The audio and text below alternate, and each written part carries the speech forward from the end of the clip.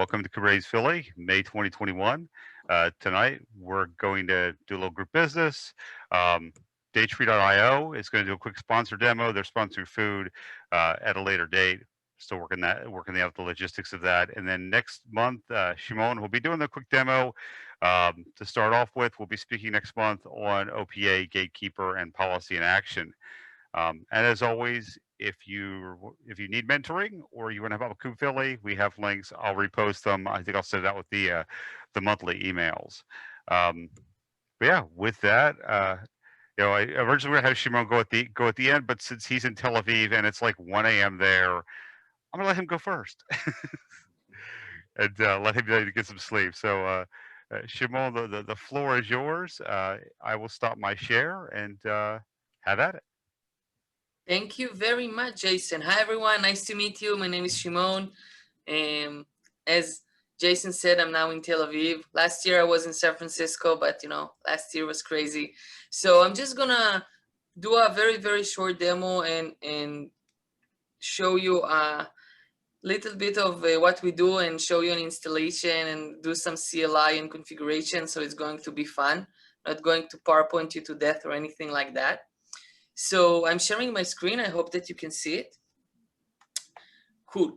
So my name is Shimon Toltz. I'm also a CNCF organizer. I'm one of the organizers of the Tel Aviv branch.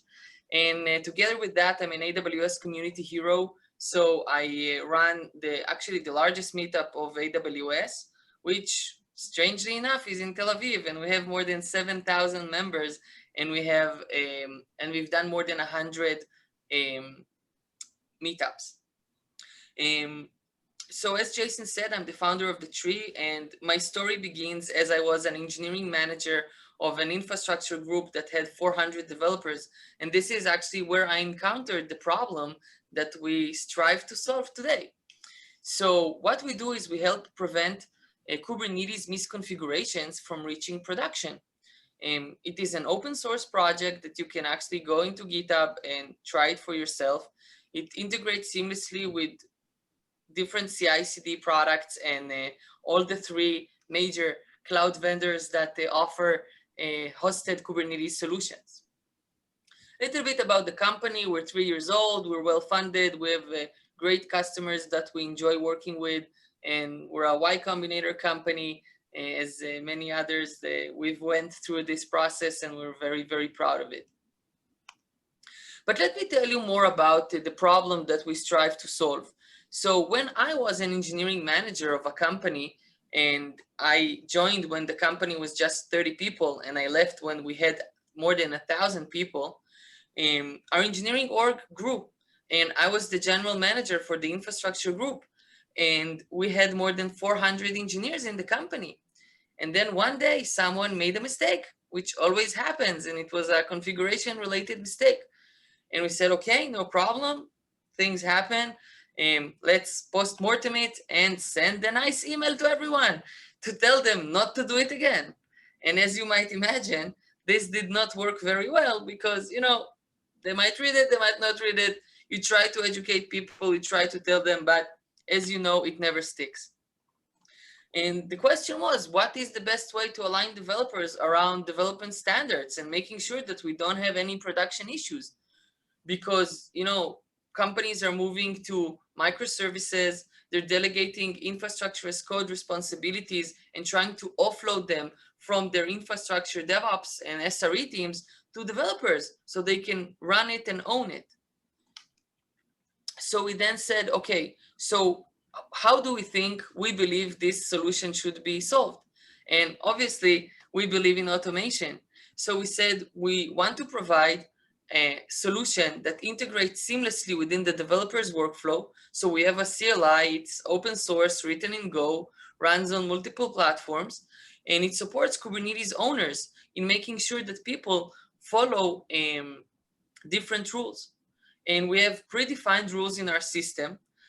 Some of them seem very simple, like make sure that you have liveness probe and readiness probes, and make sure that you have resource quotas, and that you actually configured labels in your system.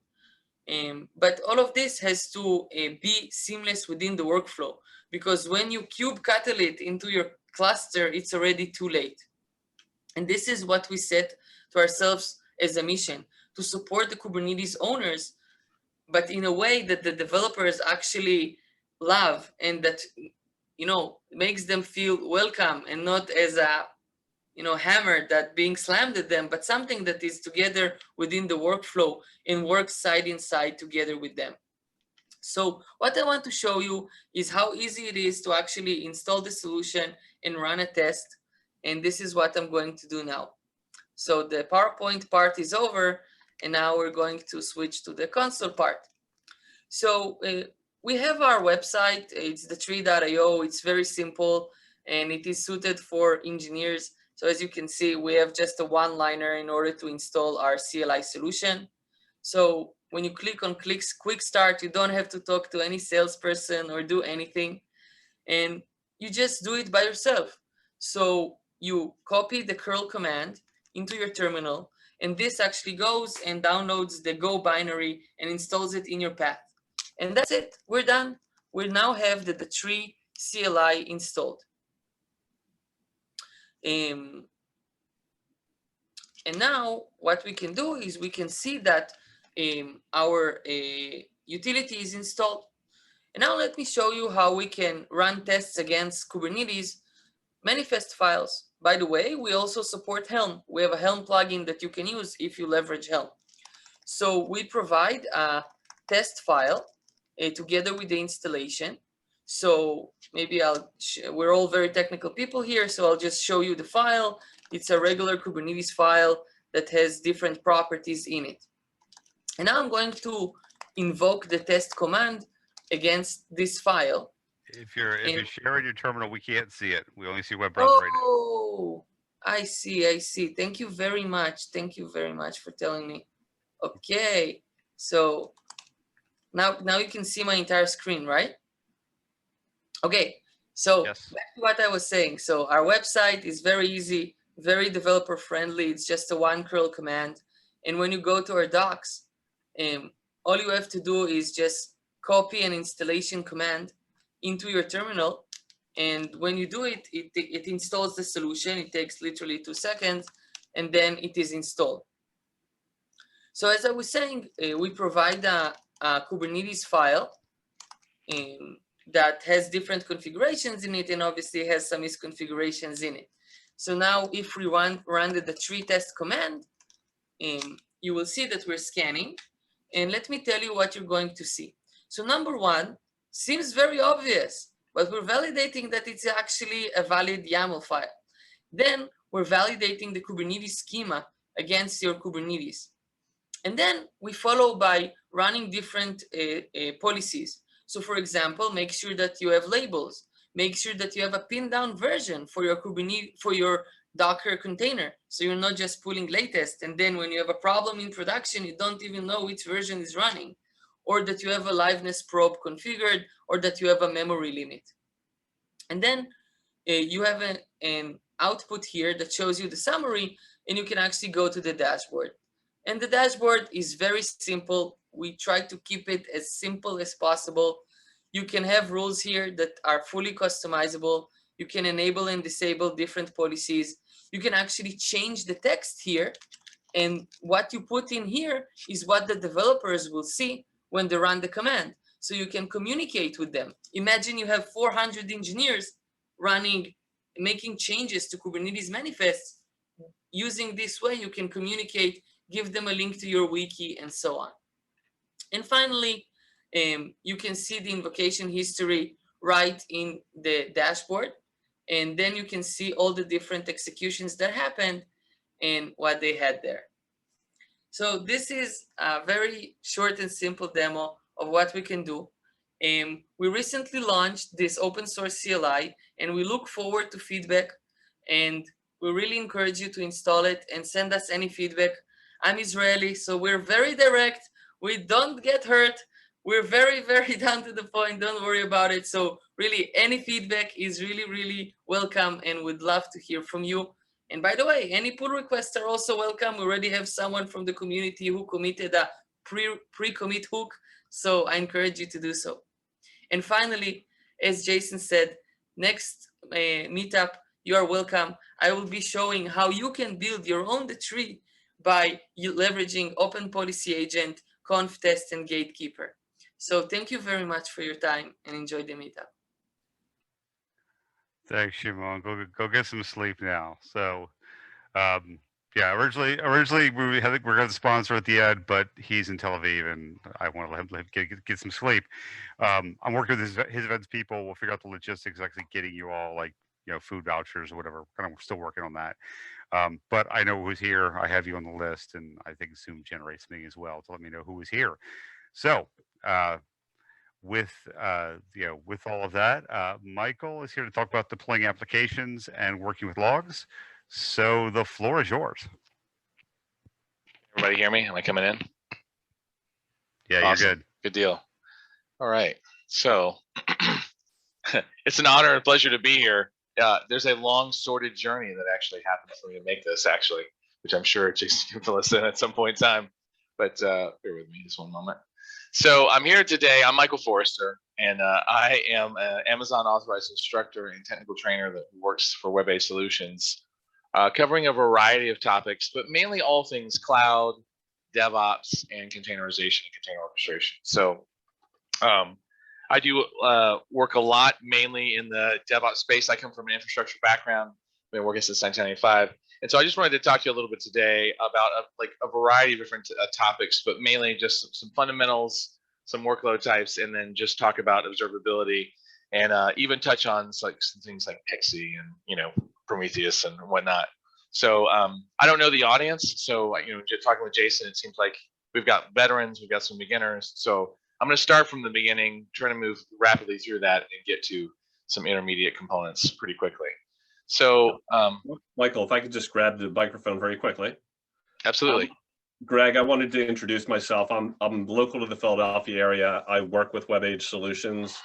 And so I was just trying to connect in with some local Philly meetup groups. I'm connected to some others as well. And since we provide education, I thought it'd be a good idea to offer to do a webinar by a professional trainer and consultant as well. The only thing that I wanted to add, and I brought this up to Jason, as a company, we're always looking for people that like to train. We love to work with folks that are professional, hands-on, practical people that work with the technologies and also like to train. So I'm going to drop my email address in the chat line, and if anybody has done training in their career, we offer opportunities for training during the day and the evening. So if anybody is interested in talking to me about delivering courses for WebAge Solutions, certainly let me know. So I will pass it back to Michael at this point. Thank you very much. Awesome. Thanks, Greg. Yep. All right. So I'm going to borrow some slides actually from AWS, even though I have slides from WebAge Solutions as well. So you're going to see me move to a couple of different kind of opportunities here. So first, just to say this, is that I'm just going to run just briefly through some quick container fundamentals just to make sure that we're all on the same page, because with disparate audiences, you just want to make sure everyone's cool, right? Now, obviously, when we're talking about containerization, right, this is actually a module from an official course. We talk about things like, being portable and scalable and cloud deployable. And it's funny because we're still referencing things like 12-factor apps, which was written in 2005 by Heroku. But of course, we're still trying to master a lot of the things that define cloud native in those kind of documents. We're still trying to master, Agile, which is what the manifesto was written in 2001. And so, when we talk about containerization, people frequently refer to these little weird boxes on the top of the ship here. This is supposed to be like a little ship diagram about, kind of how we think about the varied nature of how we build, package, and in a sense, deployed applications on a virtual machine landscape, at least before we started standardizing. And so, of course, we look at containerization and subsequently container orchestrators, because I think of container orchestrators as like the ship in a certain fashion. We start looking at these things and we say, this is the way that we should have always done it, right? Because at its barest essence, people often talk about how containers are like lightweight virtual machines. And I've always, actually kind of countermanded that, said, it's more like process virtualization, because that's what it really is. It doesn't run its own kernel, right? It's not running its own operating system. Matter of fact, if you take, what was I doing the other day? I was doing something where I had to deal with that, like rel 7 and rel 6, which don't even ask why. And I was trying to run a bash command actually on a rel 6 host while it was a rel 7 container, and it actually threw a kernel error at me, right? Why? Because containers don't run their own kernel. They're actually just running binaries, right? So this is why also, in that sense, if we have a Windows binary, you can't run it on a Linux kernel. And if it's a Linux binary, you can't run it on a Windows kernel. Yes, I know there's emulators. I know there's projects out there to kind of nix that to transform the whole thing. But for the most part, you're gonna be stuck with the processor architecture and the operating system that's aligned with how your container was packaged and built. Now, containers as a process virtualization aspect, we like that, because then it allows us to get to this mode right here where everything is standardized. And as long as we have the system to handle these little cute rectangular packages like the shipping system does, then we can now take our containerized applications, and as long as we have the right translation software, we can obviously run them anywhere. And that's like the big selling point, right? Is that we've taken process virtualization and all associated libraries, packaged it into a standard format, and as long as you have the translation layer, you're good to go, right? You can translate it and ship it and move it and deploy it and heal it and do whatever you need to do. So, obviously portability, scalability, right? Especially from a horizontal standpoint, because you don't typically find us upsizing containers, right? In order to achieve vertical scaling. These are all key aspects of kind of the benefits that we're looking for. In addition, this kind of like, in a sense, immutable item potency in a sense, right? Because you've got these container images that you're not really modifying over time, you're running them, right? And then when you need to make a new one, it's immutable infrastructure. So you make a new version, you deploy it, you replace it, load balancer distributes to new traffic, you move on, right? So this also helps, I think, in a sense with continuous deployment, because there's more trust. Again, assuming that your test coverage is there for your application, there's more trust that if it's working in previous environments like non-production, it's going to work in production environments as well.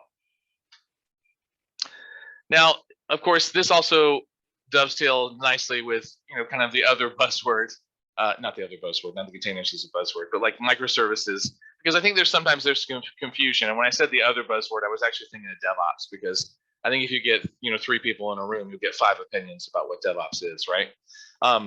But the interesting thing about microservices, and I think this is being very generous in this particular picture, is that, they actually took what I would have traditionally seen as a single monolith, and they actually like put it out as 3 monoliths on the left-hand side, right? So I've actually got an ordering app, right? I've got a reporting app, and I've got a marketing app. I feel like that's even being generous more towards a microservices architecture, because typically you would have seen that all conglomerated together. And that with containers, in a microservices architecture, now what you're getting is you're getting these kind of like independently bound by a single business concern, such as billing, order history, right? Inventory. And you're building these services that are independently scalable, independently deployable, and are all interacting with each other through a contractual interface, namely APIs, right? And so for those of us dwelling in this space and dealing with things like Kubernetes or been dealing with cloud, API interfaces and kind of treating these things as individual objects with this explicit bound business purpose, that's all been very common for how we operate. And so obviously, containerization has enabled this kind of design architecture, because it just fits, right? We're no longer running 128 gig resonant systems that require 48 processors to run normally. We're starting to segment this out, because we all want to be digital natives. We want to be cloud natives, right? We want to be able to scale. And so microservices architecture fits nice in this kind of landscape. By the way, if I see you type a question, I will answer it. And if you interrupt me, which I totally encourage you to do, I will answer your question there as well. Other things to think about, right? Oh, and by the way, this pops up if you ever decide to take running containers on EKS, right? By the way, with AWS, these slides come directly from that class. It's a great class, actually, with 11 great modules covering EKS. I have a love-hate relationship with EKS as a clustering system, but that's just me personally. Maybe you have a different viewpoint. But like you see questions in there like, hey, the container doesn't share the host kernel, right? It actually does, right? So there's challenge questions in here as you take the class. Other things to think about just to make sure that we're all level set, other than just the general benefits of containerization, is like how we build an image, right? So, obviously most of us are touching and using Docker files because Kubernetes isn't doing that, right? Kubernetes is just there to deploy them, manage them, keep them up, keep them scalable. And so as we build these container images, obviously different layers are added because every instruction that changes some data on the system is usually going to add a layer, right? And that could be file attributes, that could be any other kind of modification.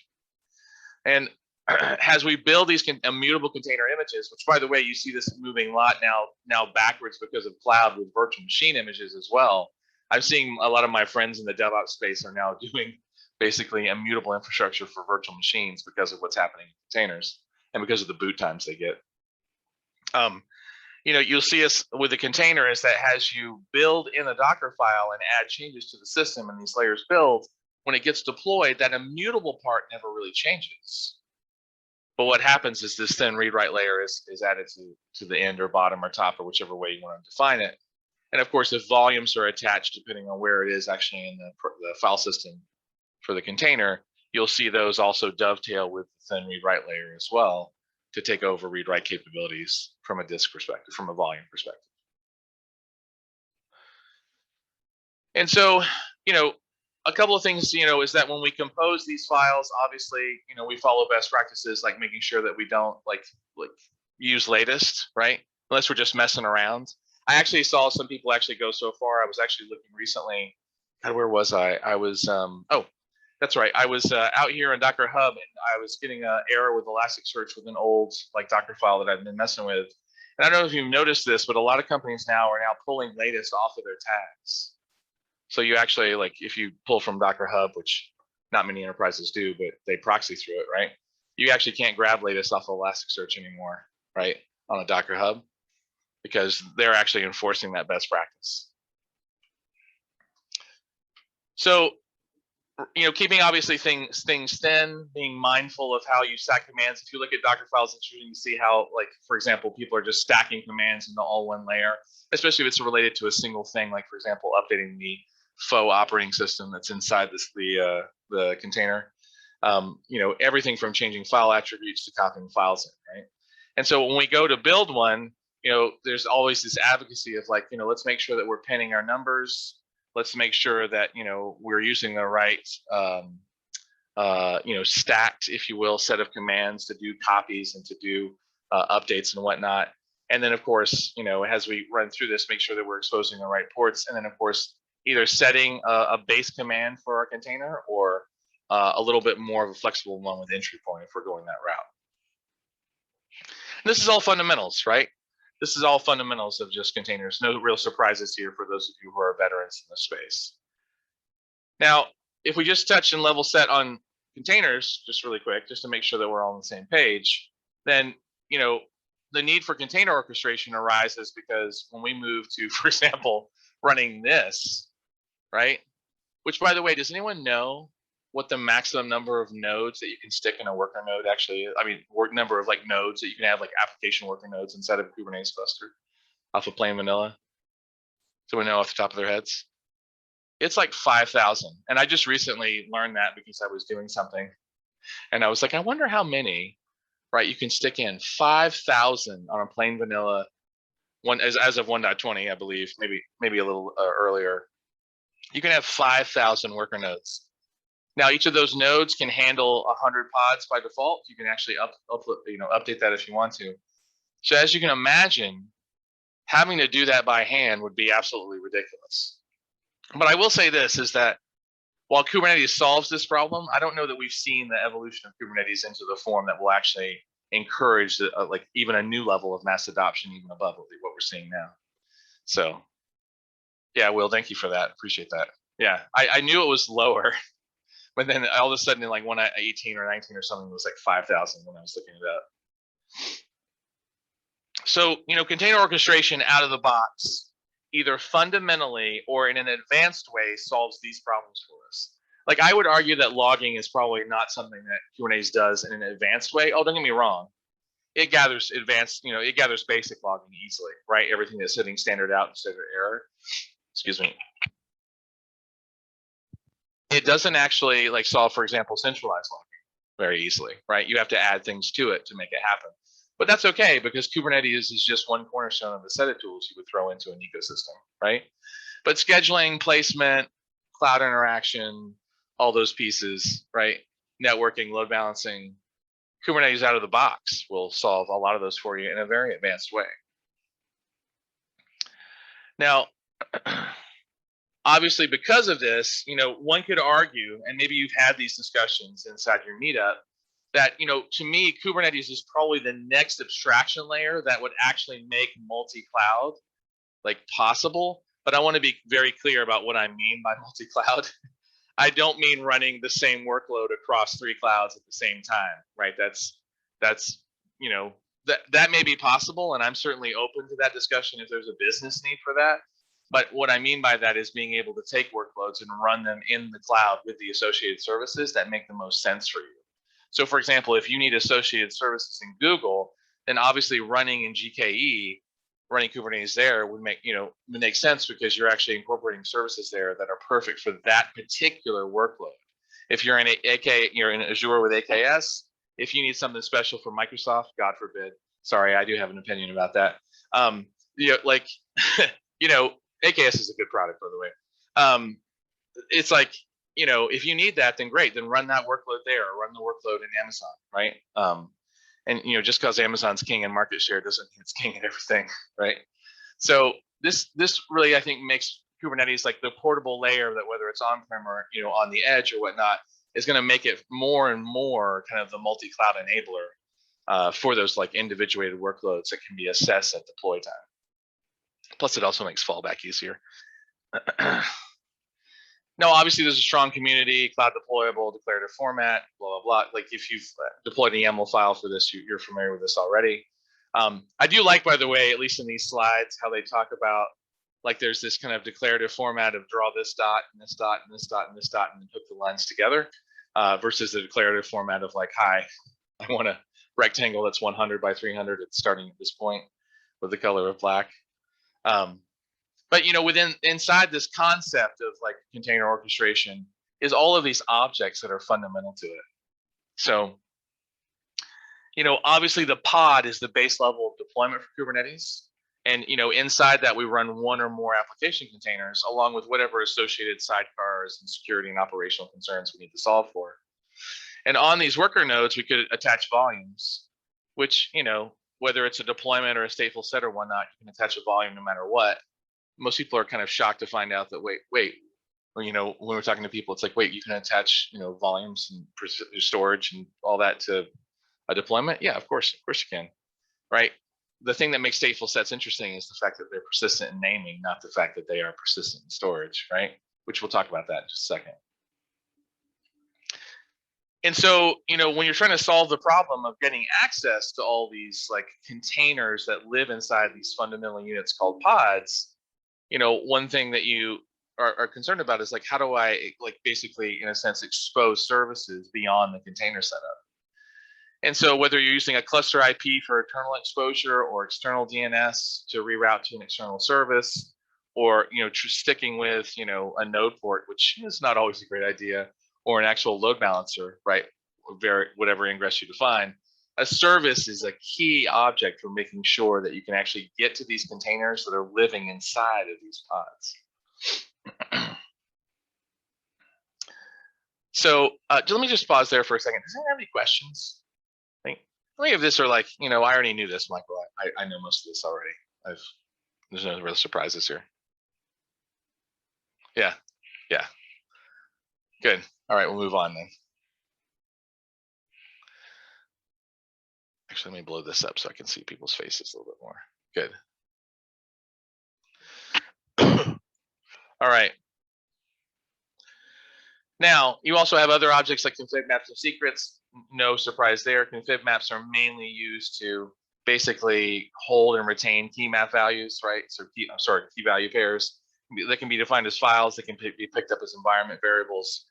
And then of course, secrets pretty much do the same thing. The difference is that secrets are for sensitive information, right? Like database usernames and passwords in particular, right? And so you basically just set up config maps and secrets as other objects outside of like pods and deployments and stateful sets and jobs and daemon sets in order to basically abstract away sensitive information or other environment specific information that you might want to change depending on where the pod's running. For example, if the pod's running in non-prod, you might have a different username and password than you would for, say, a production set, right? And of course, namespaces allow you to set up virtual clusters for your pods so you can actually slice them out, which is actually pretty common in best practices because it also acts as a security isolation layer as well. So for example, even if we look at a base system, you'll have kube system in there. And if you add monitoring, you'll probably add a monitoring layer. And if you're on OpenShift in particular, we'll use concepts of projects and namespaces together to kind of like isolate everything to its own security coordinate. And as you set up deployments and other kind of workload types inside of your system, right, you're obviously going to want to maintain a certain set of horizontal scalability, right? And in order to be able to control pods, obviously we define a replica number. In this case, the replica is set to 3, and the replica set's job is to make sure that that actually stays the number in question. So in the event that one is lost, for example, it would actually just start another one. If you actually, if somehow a fourth one got started because of duplication or whatnot, it would reduce it back down to 3. Now, the other thing that's interesting here also is that pod scheduling has a couple of different kind of what they call prioritizations and predicates, right? Predicates being non-negotiables, predicates being things that must be true in order for the scheduler to even consider you as a candidate for scheduling.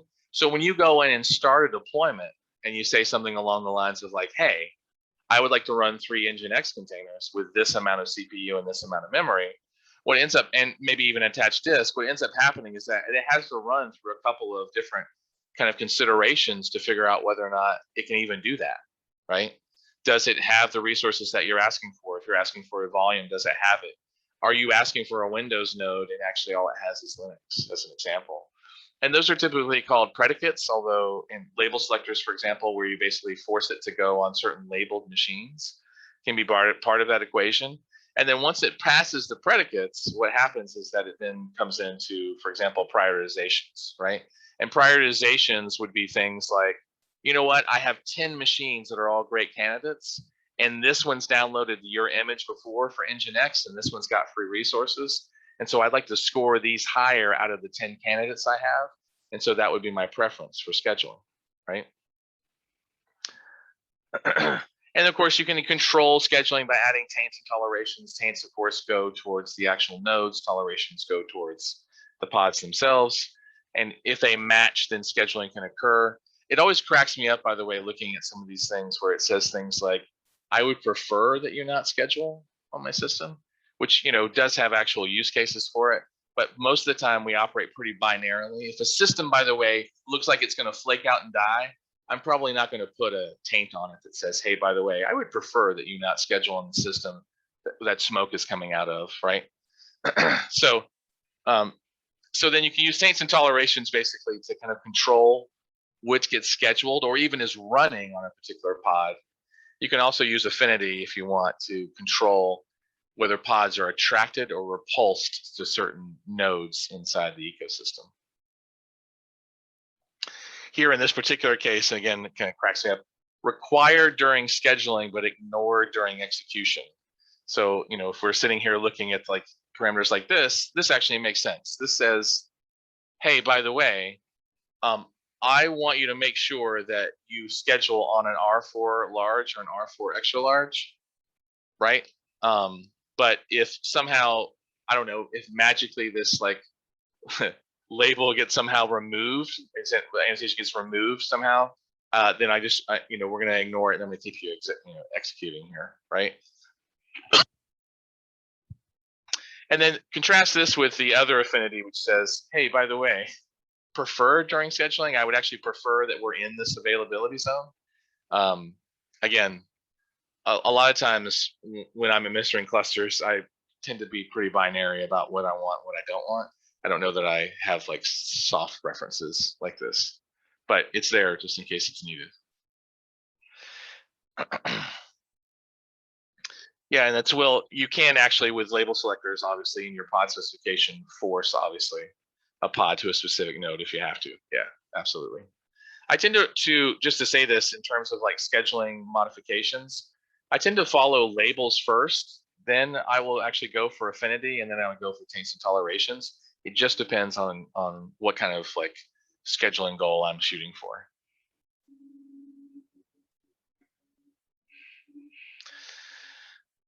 Now, we talked about a little bit about deployments just earlier, just about the and just the fact that replica sets were associated with them. Deployments tend to be, I think, the most frequently like deployed workload that I typically see. Daemon sets are probably the next most common, just because they're actually typically pods that are associated with each node in the cluster. And so, like for example, in this particular setup, they've got FluentD attached to the systems, and every worker node that's part of the cluster, every node, right, will actually get this daemon set running on it. And there's a number of operational containers that you'll probably want to run, everything from monitoring to log collection, right, to security scans, to all kinds of pieces that would make sense for daemon sets. And daemon sets are the other type of workload other than deployments and stateful sets that I see most frequently run.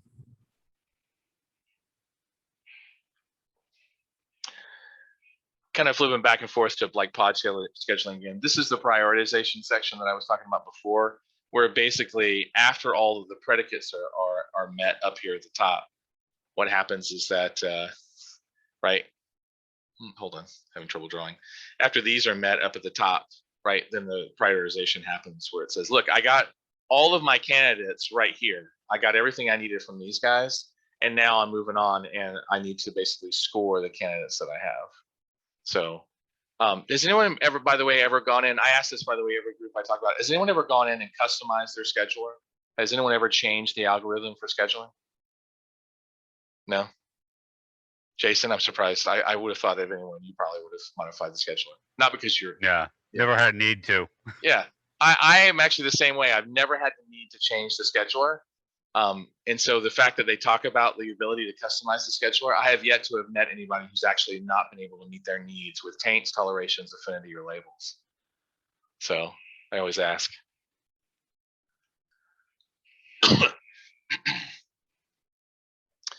All right. So a little bit about internals, just to make sure, again, we're on the same level set, and then we're going to move on, right?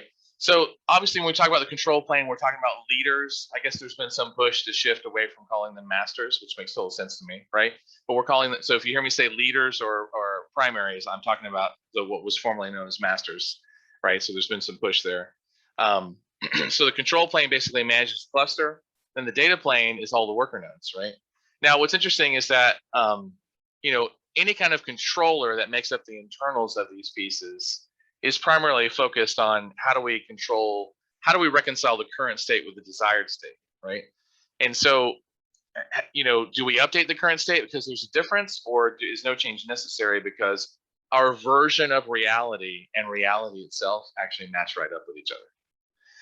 So obviously the various components here are the controller manager, the cloud controller, the scheduler, and then of course the API server, which is pretty much the heartbeat of it all, right? Because kubectl interacts primarily with the API server.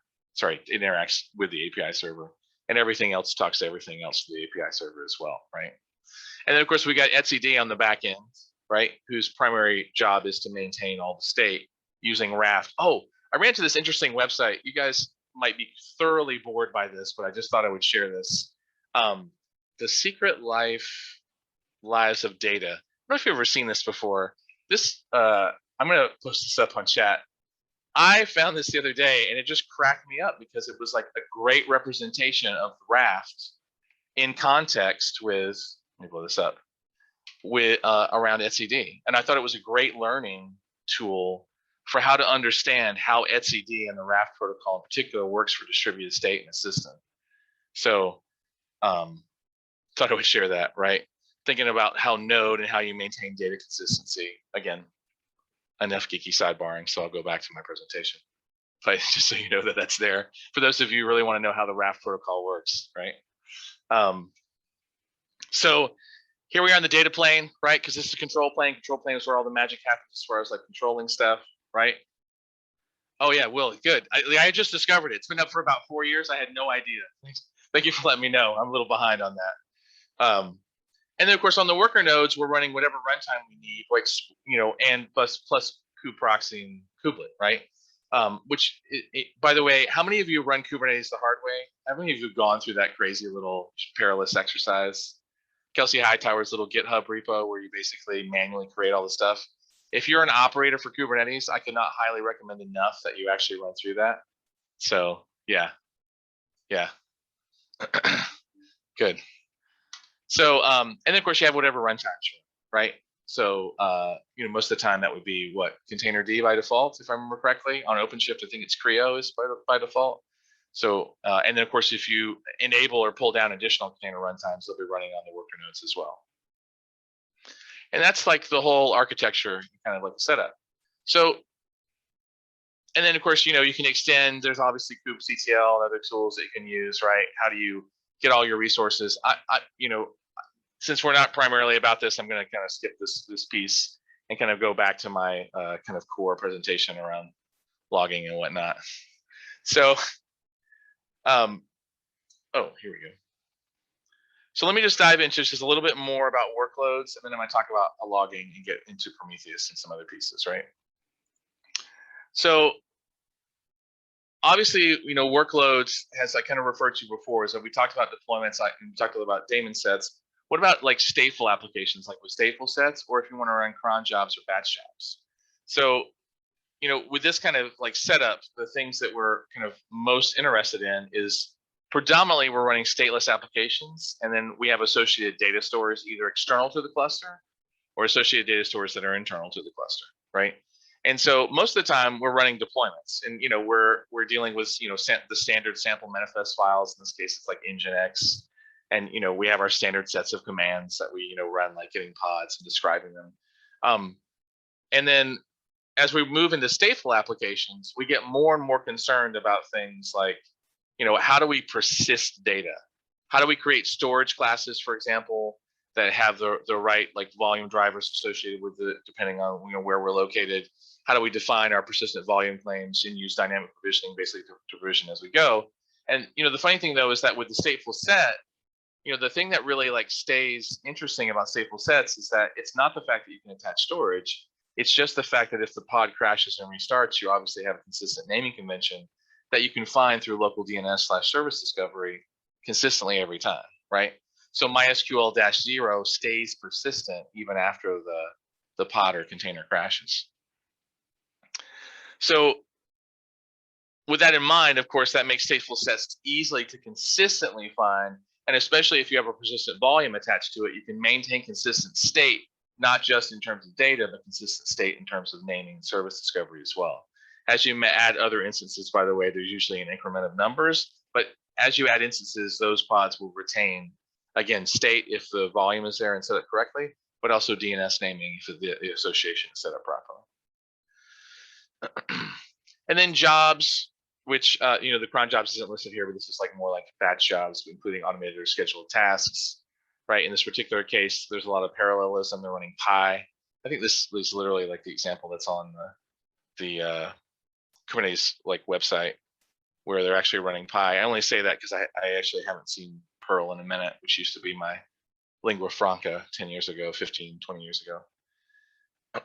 And so, working with batch jobs is just the same like working with any other job, right? You can describe it, you can get it, you can look at it, you can scale it. Well, actually scaling, no, because it's actually just going to run until it's done, right? Whatever set you have, but you can't actually scale it if you want to add more replicas. And then, assuming that there's no questions about that kind of like very quick fundamental level set, I was going to dive into logging. Any questions about that kind of quick rundown, just to make sure that we're all on the same page around Docker containers and Kubernetes?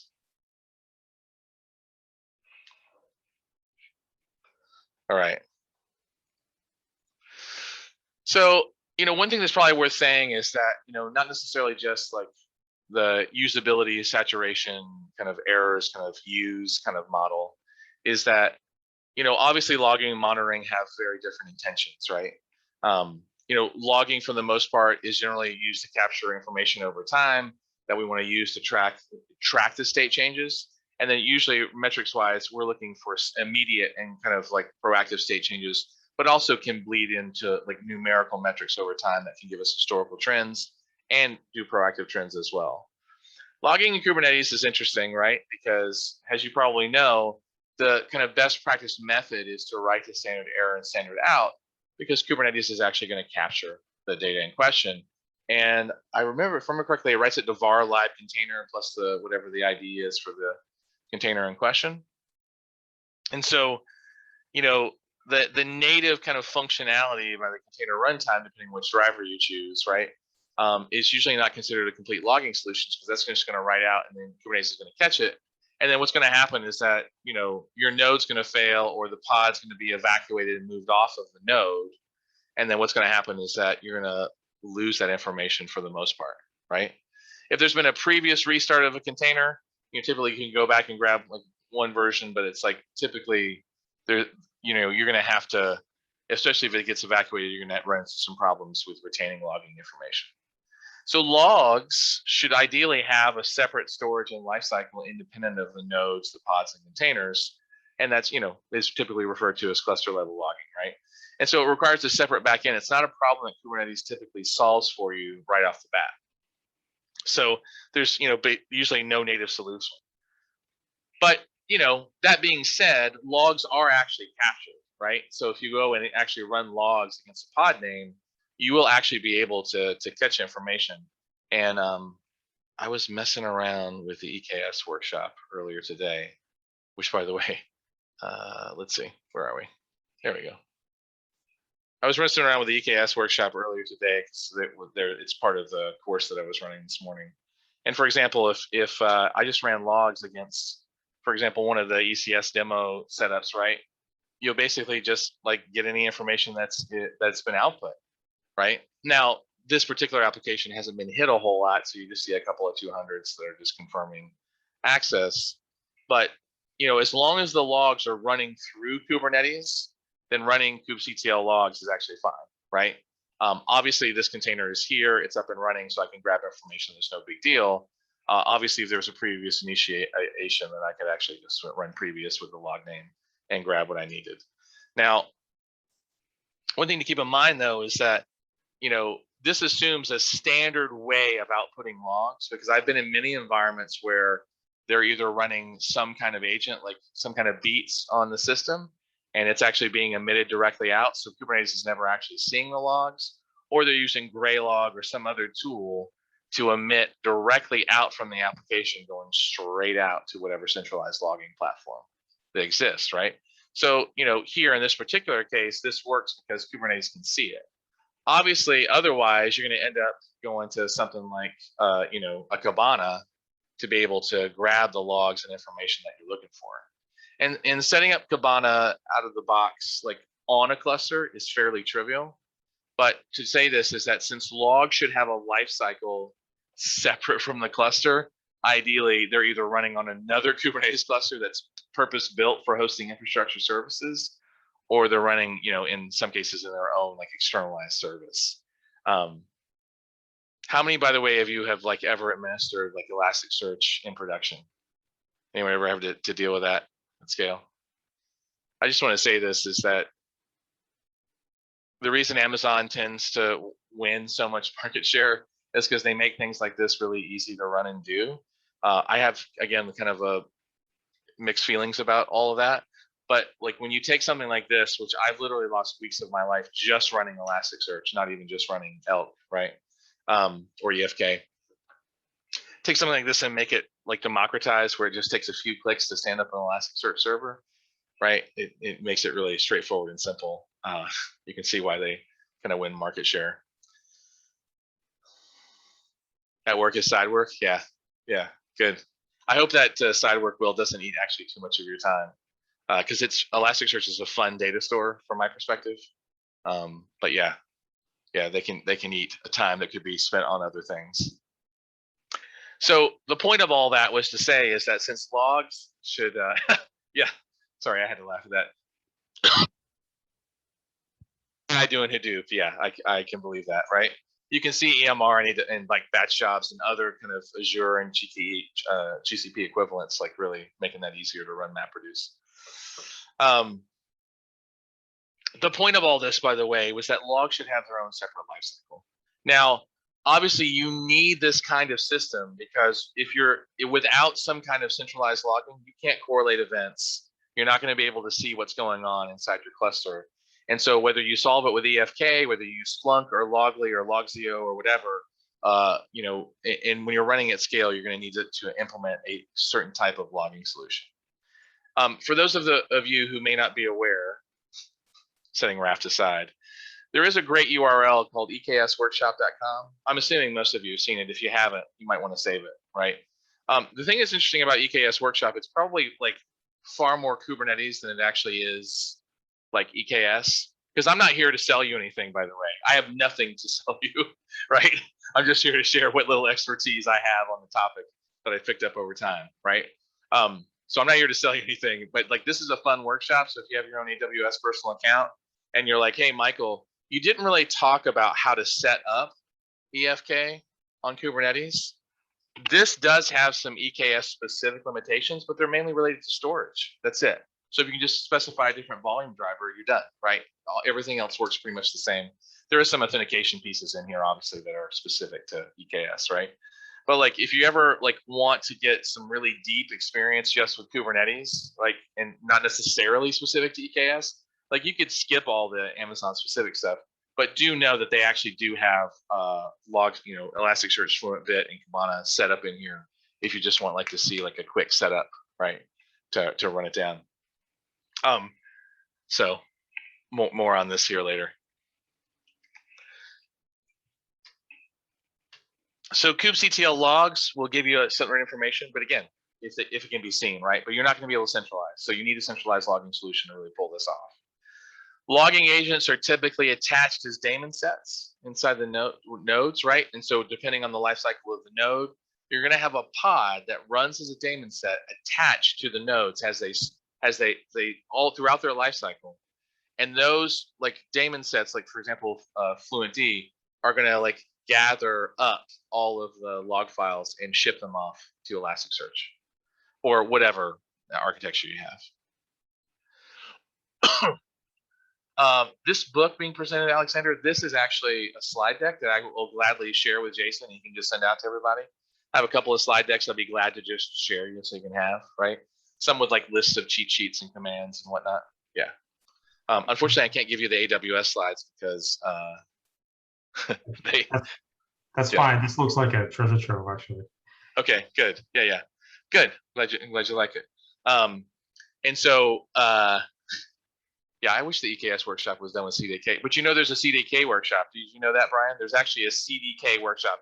Type in CDK workshop in your browser and you'll actually go to a CDK workshop, which is, you know, whatever. Amazon, sometimes the left hand doesn't know what the right hand is doing. They're an awesome company, but sometimes there's a little gotchas, right? So again, I think we've kind of touched on logs pretty deeply. Notice that FluentBit actually is probably more likely to run inside the containers. I'm sorry, inside the pods themselves. FluentD is more likely to run on the nodes, right? So the reason is because of this exceptionally small footprint that Fluent. I'm fighting off a cold. The exceptionally small footprint that FluentBit has, right? And so know that FluentD will typically run on each node as a daemon set. And then, as I said before, we'll write it back down to Elasticsearch. In the example that you just saw with the EKS workshop, I actually am running Kibana against an Elasticsearch system that's inside the cluster, actually. So everything that you see here is all running inside of a 3-node cluster that's out there on EKS.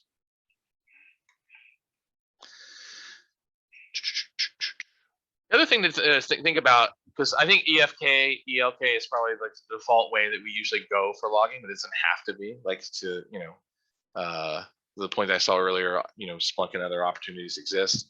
Prometheus, though, I will say is pretty much the de facto, right, as we all know, like open source monitoring tool that's going to be used against Kubernetes. I find just an interesting little digression of fact. It's just a little point of curiosity for me, is that if you look actually inside the AWS console, there's actually a managed Grafana and a managed Prometheus offering out there as part of the AWS console. You guys might have known that already, but I actually just saw it pop up a little while ago, and I was just actually shocked. I was like, seriously? So I was out here on the console, and I was doing something, and I was like, wait. Did I just see? I was like scrolling up and down, and I was like, did I just see something about like Prometheus and Grafana and whatnot? Well, guess what? It's right here, right? So Grafana and Prometheus are both running as managed services out on AWS now, which, just to say this, I don't know if you've seen CloudWatch, for example, as a service inside AWS. It actually already does container insights. So I'm kind of shocked that that Amazon has actually thrown these services out there. Yeah, this is how serious Prometheus and Grafana is as the de facto solution for Kubernetes, is that Amazon is willing to put these two on the dashboard in direct competition with CloudWatch. That's, to me, that's a big deal. That really speaks to the capabilities and the community that's surrounding Prometheus and Grafana. I just find that shocking, frankly. Oh, what's the difference between Prometheus and Grafana? You know what? That's a good question, because I'm just sitting here making assumptions about everyone's knowledge about it. So Prometheus is basically an open source monitoring alerting toolkit that's made for like applications. I just actually read the slide. It's basically a monitoring system, right? So if you're familiar with Isinga and Sensu and Zabbix and it doesn't have necessarily all of those features that those tools has. What it does have is it is a spectacular metrics repository that is like custom built to integrate in with pods, containers, and Kubernetes in particular, right? So Prometheus is basically a metrics repository. It's great. And Grafana, by contrast, is really just like a dashboarding tool. So, for example, these are the kind of pretty dashboards that it makes, right? Because like this, for example, is actually the health of the cluster, including things like file system, CPU usage, whatnot, right? And then here's some pod information, which it's pretty light because I'm actually not running any stress tests on my cluster right now. I should have been, including like the general health of all the systems, including like, the ECS demos and whatnot. So this is the dashboarding portion, and this actually is pulling metrics from Prometheus. So I think that was Derek. Is that who was asking the question? Yes. Yeah. So Derek, so Prometheus has its own like ugly dashboard, right? Which I think they do that on purpose to make Grafana actually look better, because they like kind of go together. But like this is just the raw like site for Prometheus, right? Which just includes like all of the like scraping that it's doing against Kubernetes. You can make this prettier, actually. I'm just not doing anything with it. But then Grafana does this, right? And Grafana allows a high level of customization. It allows personalized dashboards. You can actually like set up your own username, like profile, so you can have your own dashboards available to you. So Grafana is an awesome product. I'm actually logged in as admin, but you can actually log in as your particular user and set things up the way you want to. So Prometheus is metrics, Grafana is presentation.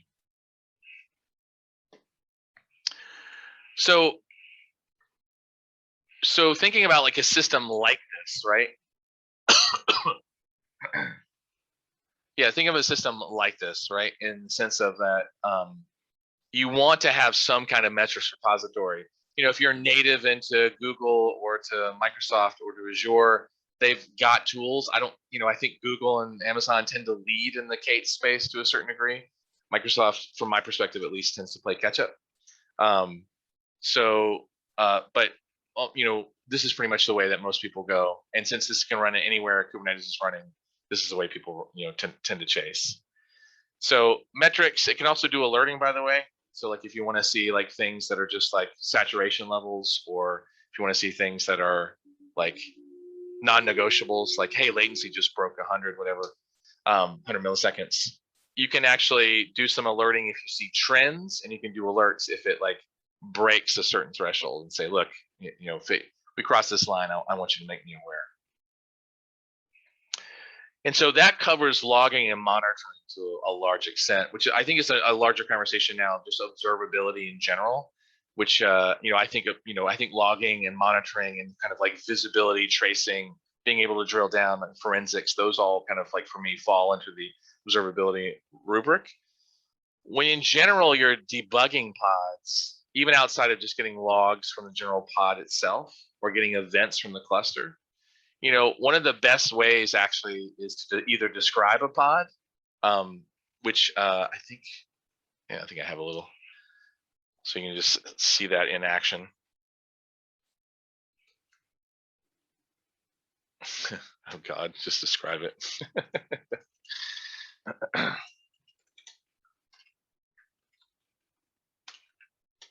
Right, in this particular case, let's just grab that first one that we were looking at before. Oh.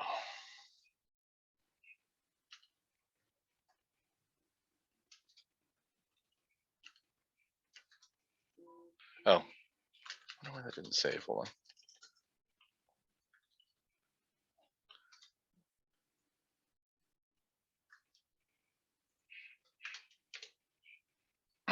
So in this particular case, when you describe the pod, you actually get a tremendous amount of information, right?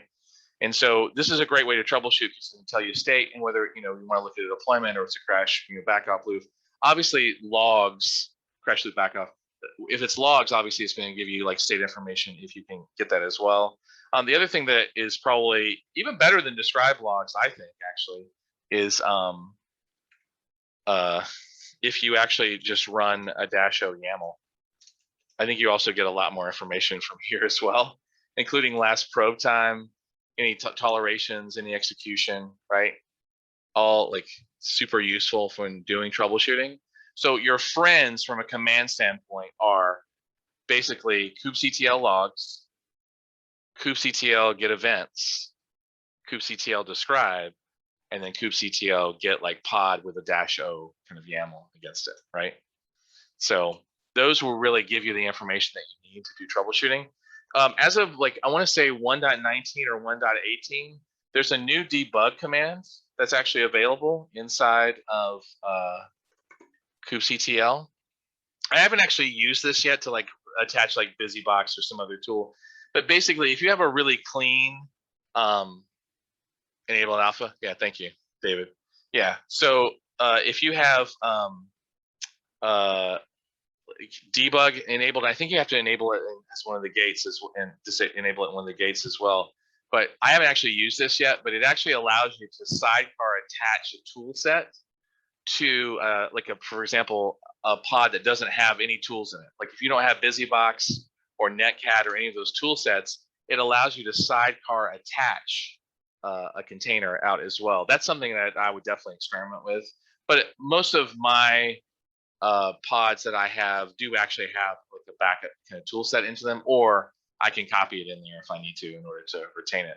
But debug looks to be like the next kind of interesting tool outside of kubectl and get events, logs, and describe.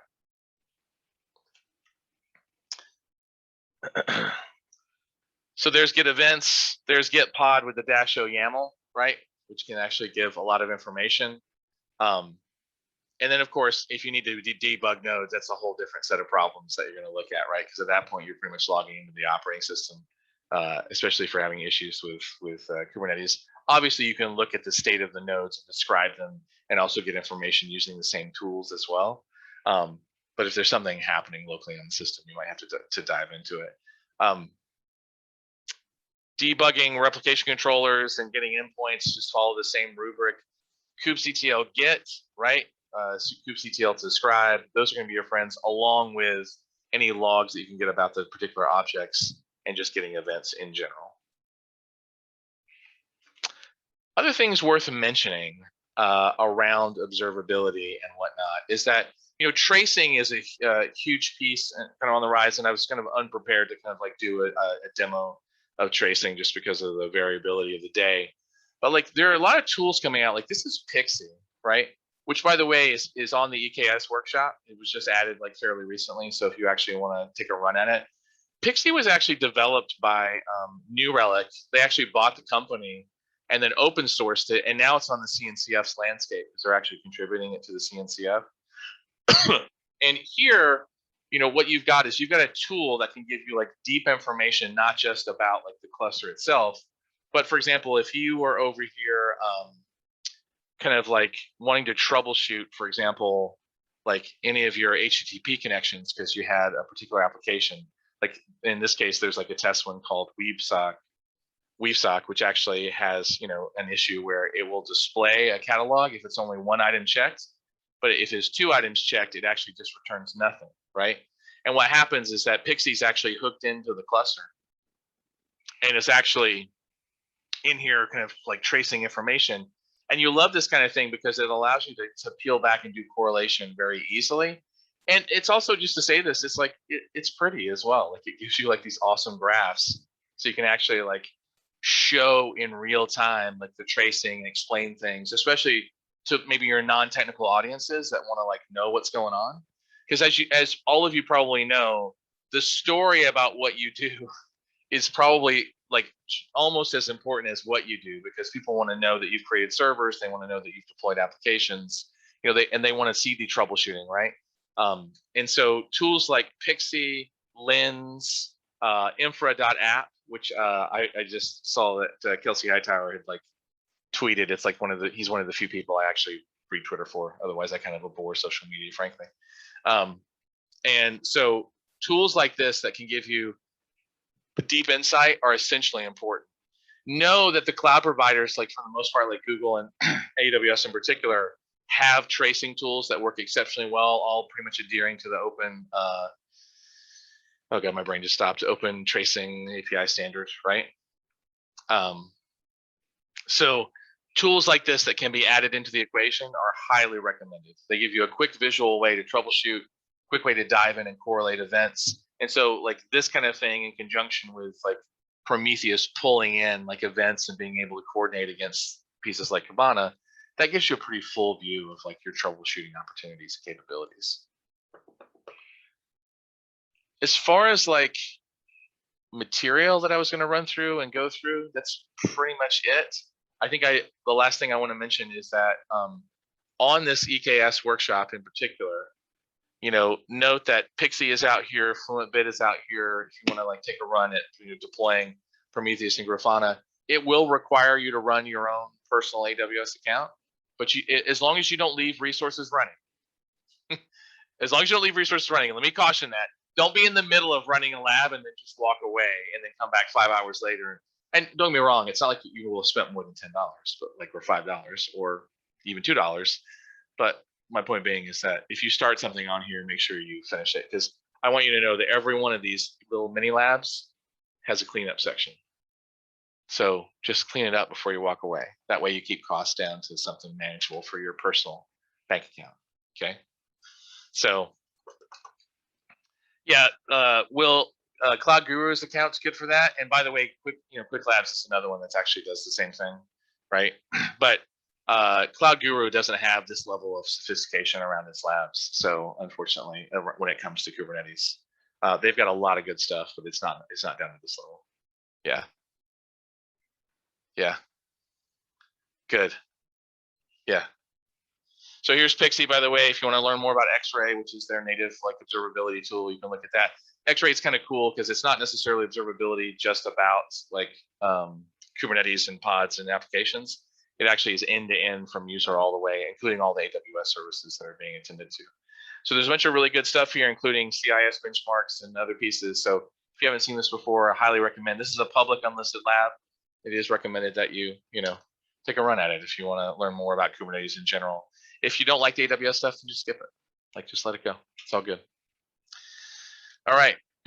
So with that in mind, probably the last piece I would say is that we were gonna like share the chapters here that like make the most sense to you, as far as like this is one of our official courses. So we've got a piece of this is already actually captured in another deck. So we'll make sure that we share this with you so you can have it for your own personal collection. Otherwise, the floor is open. Questions? Yeah, where will the recording be available? So I'm recording right now. Once we're done today, I'll find some time later this week. It'll be out on the YouTube channel. I'll make sure to send out a notification to everyone once that's done. That hey, here's the link. It's out. It's live. Go check it out. Hey, Michael, thank you for the presentation. That's neat. I hadn't seen Pixie before. You said that's doing some tracing. So is that sitting on like it's watching stuff happening in the CNI? Is that how it's kind of hard to see here? Oh, let's see. I actually have an answer for this because I actually looked this up actually. Only because I was like, how is this thing getting this level of insight onto what's going on? Yeah. So it's using eBPF, which you know Brandon Gregg, like the crazy guy who used to yell into hard drives, and he's like done all this groundbreaking stuff when it comes to like systems, and of course was involved with Kubernetes, right? Yeah. I had like a video from him where he was talking about eBPF, which inspired these guys to actually start this. And so I will dig up that link, but I have it somewhere because I was like, oh, I need to hold on to this and share this with these guys. So bear with me just one second. Oh yeah. So anyway, I'll find it and post it. So open the floor for other questions. Oh, here it is. Yeah. So he was actually at reInvent talking about eBPF, right? Which is, I had no idea. It's a new way, I guess, of basically observing processes. Does anyone know about BPF already? Anyone can speak to it better than I can? I didn't know it existed until I discovered this just recently. Yeah, so I'll post the link in here, but this is a 2019. Just to say this is that, like, you know, Brendan Gregg is an engineering genius. Like, I love this first comment, right? And he basically is trying to promote a new way of kind of like doing event-driven kind of management observability around processes. So highly recommend that you watch this talk. He was the guy, by the way, who discovered that vibrations in hard drives actually causes latency in physical disks. There's an old video of him on the internet where he's screaming into a disk drive in a data center, and the vibration is actually causing these on-screen latency spikes to go up. So like he discovers like stuff like this fairly regularly. It's crazy. Good. Other questions, concerns, comments, curiosities? Interpretive stances of your career? I got a question about, there was a comment you made about multi-arch support for different Kubernetes containers at the beginning. Why wouldn't you just build a single container and then use a a manifest to point to the different architectures that you need to have? So like if you go, let's say you have latest, it'll automatically resolve to x86 or ARM v8 or RISC-V even. I agree. These problems have been solved. I don't know why there are projects to try and figure out how to cross architectures, frankly. But I mean, you know, I'm not slotting people's design, you know, however they want to help, right? I don't know. I mean, I agree. Well, I think that problem's already been solved. But some people, like, you know, want things like wine to work. Like I saw somebody running wine inside of a container the other day to get a Windows binary to run on top of a Linux host, and I was like, yeah, that's not really. I wouldn't do that.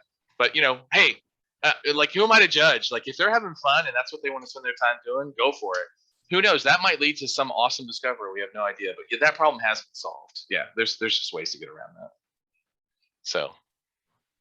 And then the other question I have is, I'm not sure if there's any courses out there right now for doing single layer container builds from scratch.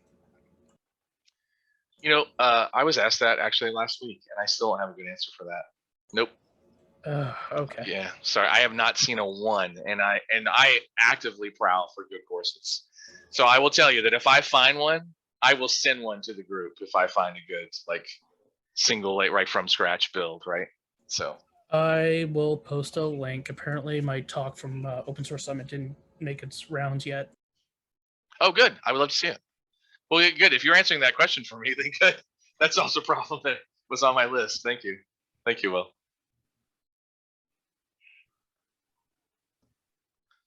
All right. Other questions?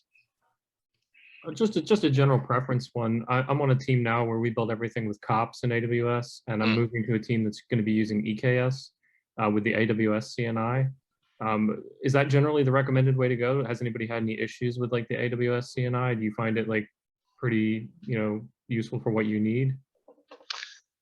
The only thing I would caution about the AWS CNI is the fact that it pulls IP addresses off of the VPC like subnet, right? So like make sure that you're following best practices around using a really large. I know it sounds weird, but like the largest like RFC 1918 private subnet you can, like a 192.168 or a 172.16 through 31. Like make sure you're using the biggest VPC, like a /16 kind of CIDR, right? Like subnet mask. And then make sure your subnets are the largest that you can get them inside of that /16, right? Because, it's only happened one time to a buddy, not even to me, but they ran out of like pod IP addresses, which is just no, right? And so luckily Amazon's added the ability to add a second CIDR range to the VPC. Like, so you could add like, for example, a net, but then that causes all kinds of issues with the cluster. So that, anyway, bottom line is just, that's the only thing I would caution against. The other thing is don't let, I love Amazon to death, but don't let any cloud provider lure you into using their tools if you already have a tool that will solve the problem. Like EKS CTL and all the like other stuff, it's like, it's cool to use and it's great because it's command line, and EKS CTL actually works very much like Kube CTL, so that's awesome. But like, if you're using Terraform, for example, Terraform has a great provider for Kubernetes, right? That actually works awesome. So like, just like use that. Like it's great. If you're using Ansible, then extend Ansible. Yeah, I know it's a configuration management tool, but if like that's the tool and you can take a hammer and use it as a screwdriver and it works well, then who cares? Like it doesn't matter, right? So don't let them lure you into using their tooling. You use the tools that your team knows, or the ones that are going to give you the most benefit if you decide to adopt a new tool. But other than the VPC thing, I would say that's the only kind of like gotcha that I've seen kind of bite people consistently around EKS in particular. And occasionally subnets that are too small that you need to chain together. Well, that's what I was just saying, right? Yeah, well, that confirms it. I'm glad that's great because you just echoed what I was just saying, right? It's like make sure your subnets are big enough, right? Yeah. Good question. Ooh, let me grab that. Is that, that's yours? Well, great, excellent. Thank there's multiple projects. Everything's been built up from scratch, and I worked with someone over at GitLab, a good friend of mine. Oh, good. Thank you. Appreciate you sharing that. Excellent. Oh, cool. Awesome. Thank you. All right. Okay. Sounds like we're at a good stopping point. One final dumb question. So if you have lots of clusters that you're trying to work together with service meshes, and you've created a monstrosity when it comes to trying to get logging down, what would be your best way for linking multiple clusters in a region to some type of centralized logging? Like, would you use like just a load balancer and try to make it available to all the different projects to like push over, or use an event bridge for trying to pipe something over? Like, for example, you had multiple clusters, and for whatever reason, you wanted to do some correlation of like the logging data on those clusters. Correct. Okay. And yeah, because I'm a big fan of cluster as a service. So, but as far as like centralization, I don't know. Just think about that. Actually, I don't know that I have like an off the cuff answer for like approaching that. Yeah, because we're working on a concept at work with ephemeral clusters based on my Buzzgrade talk. Ah, okay, interesting. Well, I'll have to watch that. Ephemeral clusters. That's not something that most people like feel like they could go for, right? Because creating clusters is not necessarily a trivial event for most people. Well, it's simple when you only have one master node.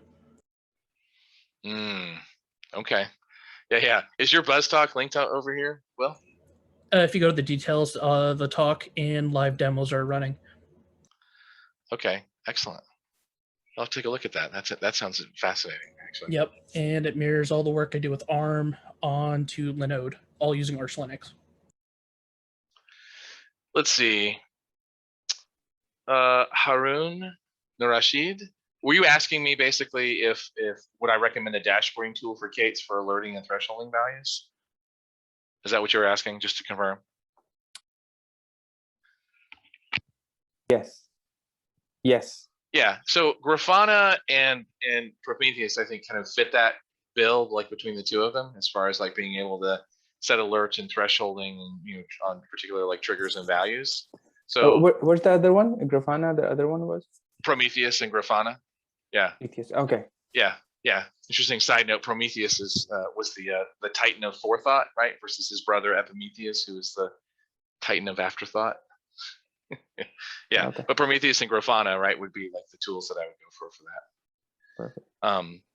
I have to say that if you're using EKS, you kind of have to use CloudWatch, but like at least for the node management pieces, like to Will's point, right?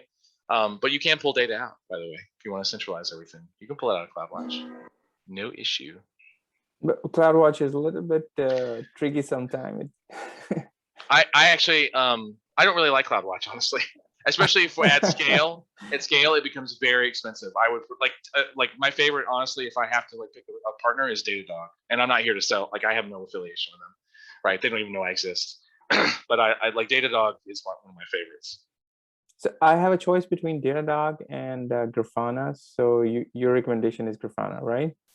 If you had a choice between Datadog and Grafana, and you could afford Datadog, and it actually met your business needs, and you had a good use case for that, because remember, the business comes first, right? In technology decisions, I would probably go Datadog.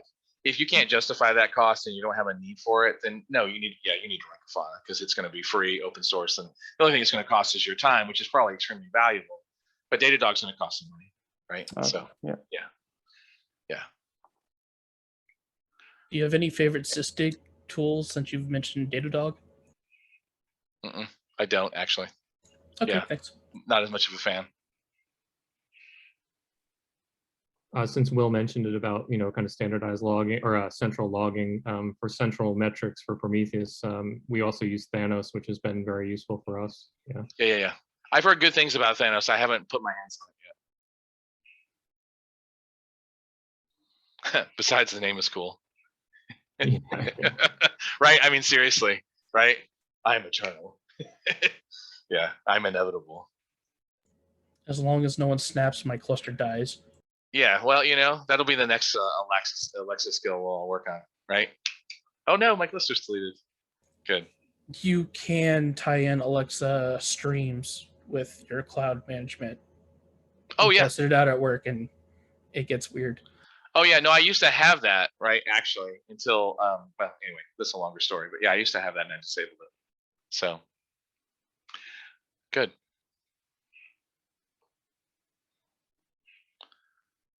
All right. Thank you, everyone. I really appreciate you giving me the opportunity. Thank you, Jason, for bearing with my various life events to get here. So Hey, 5 life months later. happens. It was supposed to be 5 months later, but these things happen. But yeah, Jason, thank you very much for inviting us. I'm glad we connected, and certainly would love to, if you have an opening down the road and wanted to invite us back, just drop me a line. Oh yeah, by all means, I really enjoy the talk. If you don't mind, let me show the screen so to close out. yeah, absolutely. Stop here. All right. Here it is, screen 2. All right, so thank you again, Michael, for tonight. I'm probably sharing the whole group again. Zoom just went to share. There we go, Jason. And you locked up for a second. Zoom is like freaking out. There we go. All I right. can see it. All right. Shimon, who presented for about 10 minutes earlier, will be doing a fuller talk on OPA and things of that nature. But